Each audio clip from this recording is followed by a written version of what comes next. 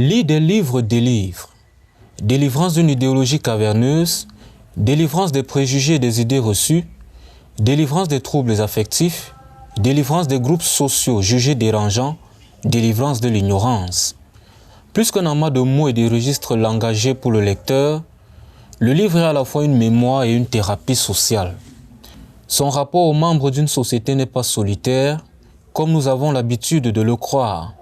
On ne lit pas seul, parce qu'on lit et on partage.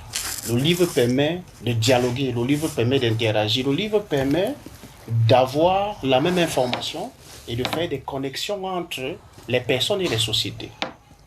Ça nous permet d'avoir une discussion intersociétale. Donc il y a donc une socialisation par le livre. Donc le livre, on ne peut pas simplement réduire le livre à la question de la préservation de la mémoire. Il faut la fonction instrumentale est très importante parce que justement c'est par le livre aussi qu'on cherche à dominer. Je pense que c'est quoi comme l'a relevé tout à l'heure. Le fameux choc de civilisation de Samuel Huntington n'est pas simplement un choc de civilisation militaire ou économique. C'est aussi le livre. Il y a donc une géopolitique du livre. Le livre doit alors traverser les frontières, surtout en ce qui concerne l'Afrique, le souci d'universaliser sa culture, non plus par l'oralité, mais par le livre qui recouvre plusieurs formes de nos jours. Surtout que ces différents formats sont très souvent gratuits aussi, il faut le dire. Oui, les Africains aiment bien. On va dire les Africains, je ne vais pas indexer d'autres continents, vu qu'on parle de l'Afrique. Les Africains aiment bien le livre gratuit. Donc c'est un peu à ça que servent ces formats-là. Ça n'a rien à voir avec un aspect particulier de l'Afrique. Non, on suit juste le mouvement. Nous sommes dans un village planétaire. Pourquoi devons-nous rester là avec le livre physique uniquement? Non, il faut faire voyager le livre. Et si c'est par ces formats-là, eh bien, suivons le pas. Je donne rarement les livres numériques aux gens. Parce que j'estime que si un auteur a pris quand même la peine d'écrire, il est venu chez l'Harmattan, par exemple, il a déboursé de l'argent pour ci ou pour ça, c'est quand même un peu gros de servir son livre ainsi. Moi, personnellement, je ne donne pas de livre numérique. Mais on n'a pas le choix, c'est là, c'est sur le marché, c'est là. Je me souviens quand le livre Djali est sorti, par exemple, le même jour, on avait déjà la version numérique. J'étais tellement sidérée qu'il me dit, mais attends, vous pensez qu'elle va faire comment? Elle va faire sa promotion quand? Si vous avez déjà son livre, en fait. C'est un peu ça, on n'y peut rien. On n'y peut rien, on suit juste le mouvement. Ce n'est pas normal, je n'en disconviens pas, mais c'est le mouvement qu'on suit. Les TIC sont là et avec l'IA qui arrive encore, ce sera peut-être plus grave que ça. On n'a pas le choix. Maintenant, il faut savoir comment réguler. Moi, je ne comprends pas comment est-ce que le livre d'une auteure comme celle-là peut se retrouver dehors le même jour de sa sortie. Déjà, il y a un côté de conscience. Si tout le monde, comme moi, ne donne pas ces livres-là, bon, c'est clair que on va trouver d'autres formules, c'est-à-dire le livre sera maintenant payant, même s'il est numérique. Vous voyez, donc je pense qu'il y a un côté conscience aussi, un côté volonté aussi de nous-mêmes, les humains. C'est nous qui faisons tout en fait. Moi, ce qui m'intéresse, c'est surtout de savoir si le livre remplit ses fonctions. C'est ça qui m'intéresse, ça qui est intéressant. Parce que s'il faut parler du livre numérique, vous êtes dans un groupe WhatsApp, comme chacun d'entre nous ici, quelqu'un partage un livre, tout le monde reçoit dans le groupe, une heure de temps après, vous recevez le même livre qui revient dans le même groupe. Je présuppose que celui qui a envoyé la deuxième ou la troisième fois n'a pas lu, même pas le titre, parce que s'il avait regardé la page du groupe, il se serait rendu compte que ce livre a déjà été envoyé. La vraie question, peut-être que vous nous poserez plus tard, c'est ce que les gens lisent. Nous entendons généralement cet adage. Si tu veux cacher quelque chose à un Africain, mets-le dans un livre. Un avis discordant au regard des paramètres technologiques, économiques et même idéologiques que cela peut inclure. Pour moi, par rapport à... Vu que je côtoie généralement, pour moi, le noir a bien conscience de cette utilité-là. Si vous m'aviez posé la question de savoir est-ce qu'ils achètent les livres, j'allais vous dire, là j'allais répondre autrement. Mais ils ont bien conscience. Il n'y a qu'à voir la ruée dans les plateformes de téléchargement ou de lecture libre, par exemple. C'est-à-dire que le noir sait que même s'il Même s'il boude le livre, parfois, il sait que quand même là, il va trouver quelque chose. Il n'y a qu'à voir les étudiants qui sortent des grandes écoles. Qu'est-ce qu'ils font? Ils vont dans les livres pour les sources et autres. Ils sont conscients de cela. Ils sont bien conscients de cela.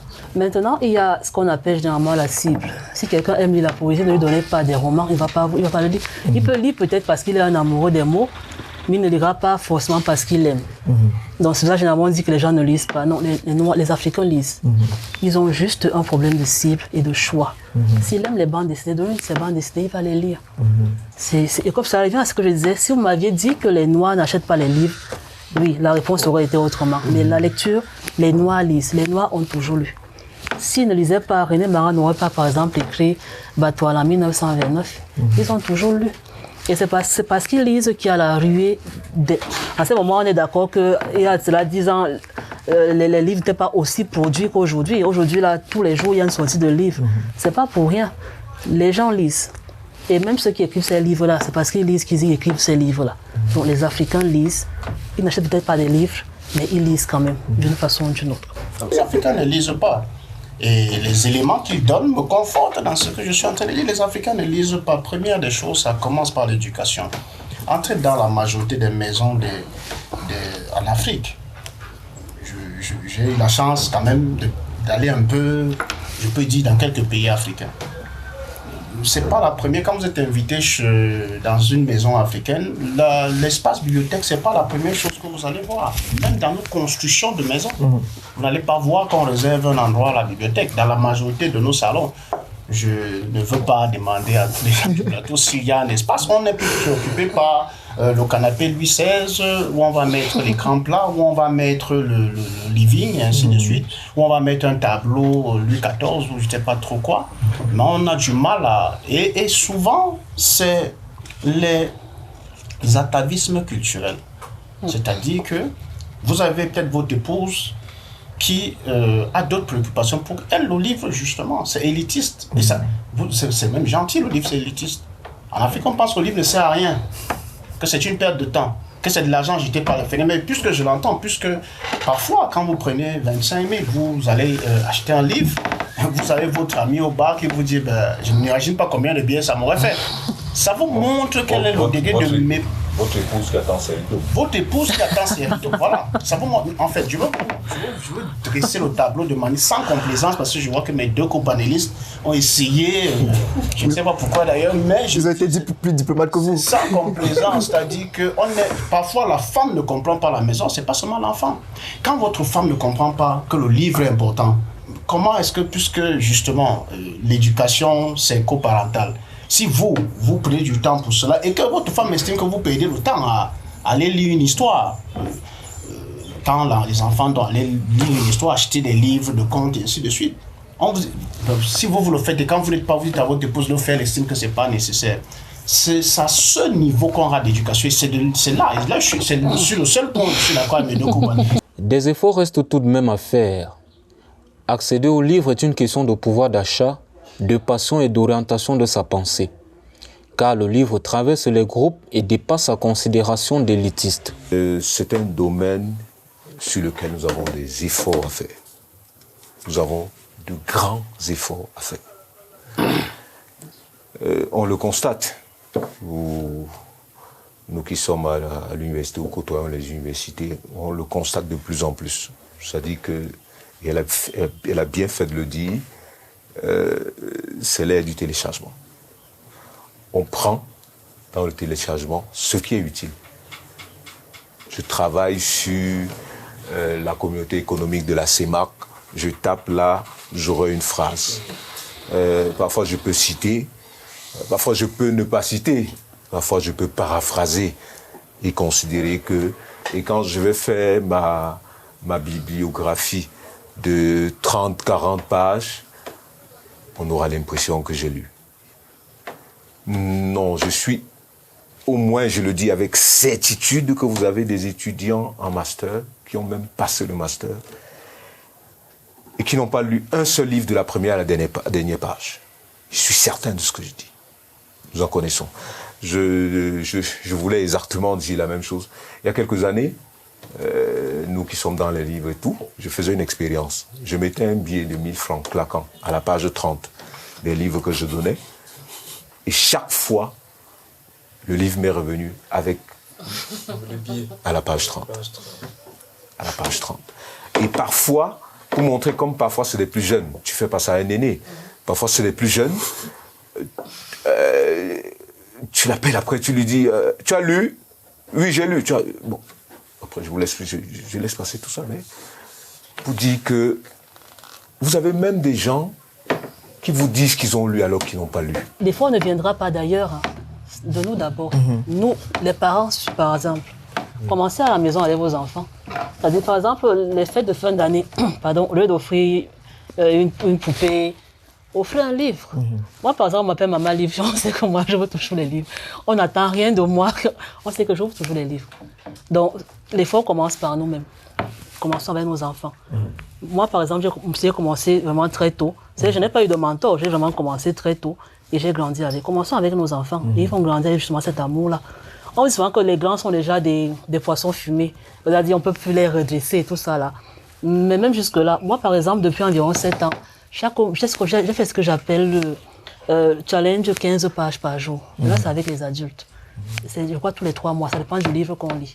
C'est-à-dire, on choisit un livre, on le lit chaque soir. On discute sur le livre en question. Et ces gens-là, jusqu'ici, sont des gens qui ont continué de lire. Donc vraiment, l'effort ne viendra pas du gouvernement, non. Même s'il n'y a pas de bibliothèque dans les lycées, commençons nous-mêmes, chez nous, dans nos familles. Nous qui savons que le livre est important, n'allons pas dire que le gouvernement, non, le gouvernement, c'est le... Pour moi, je dis souvent, je n'attends rien d'eux quand il s'agit de lecture. Rien du tout. Je sais que moi, j'ai un pouvoir. Et il faut que je donne ce pouvoir-là aux autres, surtout aux enfants. Nous, là, vraiment, on a déjà tellement... On va au travail, il y a la petite qui dérange, il y a la femme qui dérange, il y a le mari, il y a le bon gars. Oui, c'est parfois un peu difficile. Mais nos enfants, là, ils n'ont pas de vie privée. Ils font ce qu'on leur demande de faire. Bien qu'il existe une journée mondiale du livre et du droit d'auteur encadrée par l'UNESCO, acheter et lire un livre est une question de passion, de culture et de géopolitique. À côté des efforts attendus des pouvoirs publics, la culture du livre gagnerait les consciences si elle est semée depuis la base en chacun de nous.